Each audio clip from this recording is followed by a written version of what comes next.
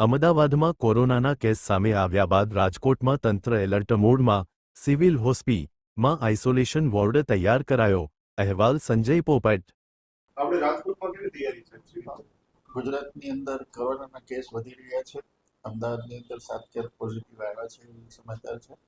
રાજકોટની અંદર હજી સુધી કોઈ કેસ પોઝિટિવ આવેલ નથી.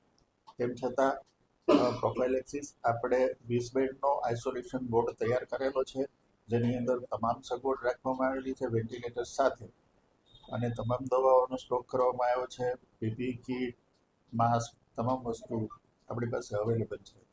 સાહેબ, અત્યારે કોઈ ટેસ્ટિંગ કે અથવા કોઈ શરૂ કરવામાં આવ્યું છે? કોઈ ટેસ્ટિંગ, કોરોનાનું ટેસ્ટિંગ આપણે ચાલુ જ છે. લેબોરેટરી જે રીતે કોરોનાની લહેર આવી ત્યાંની ચાલુ છે. કોઈ પણ જ્યારે શંકાસ્પદ લાગે તો એનો ટેસ્ટ કરવામાં જ આવે છે અને સારવાર પણ આપવામાં આવે છે. ઓક્સિજન કે અન્ય કયા કયા પ્રકારની સુવિધા? ઓક્સિજનનો સંપૂર્ણ જથ્થો આપણી પાસે છે. ઇન કેસ કદાચ લિક્વિડ ઓક્સિજનની અંદર આપણે કોઈ તકલીફ પડે તો આપણી પાસે પીએસએ પ્લાન્ટ છે 4, એ પણ ચાલુ કરી શકીએ એમ છીએ. એટલે ઓક્સિજનનો કોઈ પ્રશ્ન જ આ વખતે ઉદ્ભવે એવું નથી. જે કેસ જોવા મળી રહ્યા છે અમદાવાદમાં, એ નવા છે કે કેવી રીતના છે?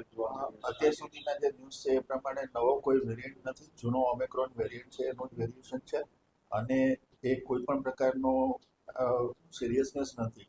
સામાન્ય શરદી ઉધરસ તરીકે લોકોને આવે છે અને હોમ આઇસોલેશનની અંદર 2 થી 3 દિવસની અંદર લોકો સાજા થઈ જાય છે. કોઈને દાખલ કરવાની પણ જરૂરિયાત ઊભી થાય એવો વેરિયન્ટ નથી. શું થાય તકેદારી શું રાખવાની?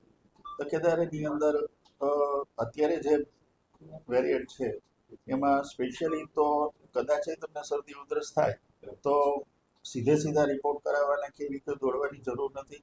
આરામ કરો, આઇસોલેશન, ઘરની અંદર રહો, દવા લો. ખાસ તો સ્પેશિયલી કોઈ ડૉક્ટરને બતાવીને દવા લો. પોતાની જાતે દવા નહીં લેતા, કે જેથી કંઈ બીજા કોઈ સિમ્ટમ્સ હોય તો ડૉક્ટર ઓળખી શકે અને વહેલી તકે તમને ત્યાં હોસ્પિટલમાં જરૂર પડે તો દાખલ કરી શકે. પણ કોઈ ભીડભાડવાળી જગ્યાએ ના જાઓ. વેરિએશન છે તો ચેપી લાગવાની શક્યતા છે. તમને જ્યારે પણ એવું લાગે તો ઘરની અંદર આઇસોલેશનની અંદર રહો, પ્રવાહી વધારે લો, સારો ખોરાક લો, એટલે કોઈ પ્રોબ્લેમ નહીં થાય, અને દવા લો.